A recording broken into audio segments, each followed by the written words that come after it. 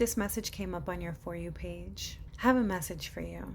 You might be on the fence about someone you're dating or in a relationship with. This is very specific. I've had a song in my head literally all day, so I'm like, okay, I get it, Spirit. I'm gonna record the message, okay? It's like not leaving me alone. I don't know if you remember this song by Jaheim. When she starts bringing up older, and the fights keep getting worse, finding numbers in her purse, you better put that woman first. So the message is to put yourself first. There's a pattern that's been repeating here. You've been dating someone or in a relationship with someone or maybe even married to someone who keeps giving you empty promises. They keep telling you they're going to change, or they keep repeating the same patterns they say they're not going to repeat. And the patterns keep repeating. And you keep forgiving or you keep accepting.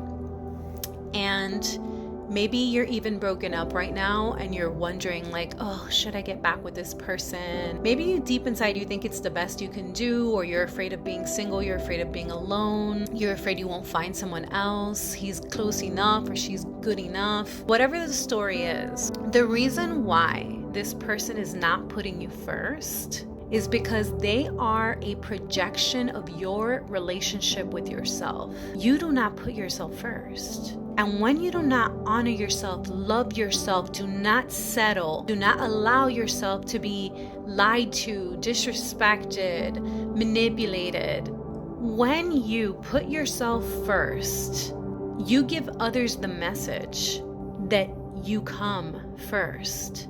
But when you put yourself second, you give others unconsciously a message that they can put you second, that you deserve second place, because it's simply a reflection of your own internal world.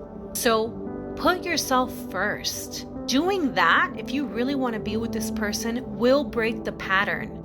You need to move out. You need to seriously block them, make a decision, decide to love yourself, to not put up with any more crap, okay?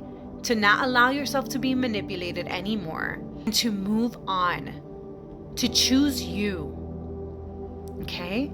That's your message. So stop looking for messages from the universe. This is my twin flame. I often find that people use the label twin flame or soulmate to basically normalize dysfunction in their relationship. And all that is, oh, I can't leave them because they're my twin flame. First of all, a twin flame relationship is very chaotic and difficult until both of you do the healing work. And that healing work begins when you put yourself first. A twin flame or a soulmate is not an excuse to normalize dysfunction. It's codependency. And so you need to learn to really feel at peace with yourself alone, to really know your value. And if you're a guy and you're playing games with someone, or you're in a relationship, or you're married and you know you're not living authentically, you're not having integrity, you might be manipulating, you might be lying, this is an invitation to look deep within yourself and ask yourself, is this the kind of man I want to be? Is this the kind of man I would want to raise? If I was raising a son, would I want him to be a man of integrity? A man who honors the feminine, who honors himself? A man that is true to his word? You are an example to other men.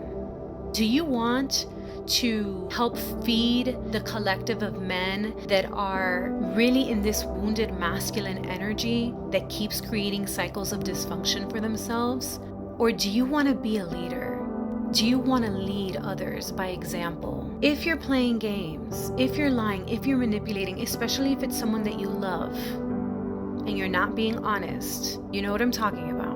Let me remind you not to trade 80% of what you have for the 20% that is missing. And when I say 20%, I'm talking about perhaps passion, perhaps that new kind of connection where you talk all the time, someone stroking your ego all the time, complimenting you. That 20% that usually begins to fade as love transforms into greater, deeper, more genuine love and not infatuation. If you choose 20% and you leave that 80%. That 80%, which is true loyalty, care, compassion, being there with you in the hard times, supporting you and your family, being there when you're sick, when there's tragedy, when there's crisis, that support, that unconditional love, that friendship, that real, genuine connection that you have, that you feel like you can totally be yourself. Do not trade that 80%, because what's going to happen is that 20% will never be 80%. And then you lose the 20%, you lose the 80%, and then you regret deeply how much you lost the 80%, that person you loved. But even more, what you regret even more for probably the rest of your life is letting someone down that you love, perhaps letting your family down. It's hurting someone that you love. And in that process, when you hurt someone that you love, you always hurt yourself, because again, they are simply reflections, mirrors onto yourself. The way you treat someone else is the way you treat yourself ultimately within yourself. Everything in life is showing you your relationship with yourself on a much deeper level. So this is your advice. Caution. Decide to be a man of your word. And this can go both ways. This can be for women to remember you're not missing anything outside of you, and no one can ever fulfill that void that you're trying to fill. You need to do that for yourself.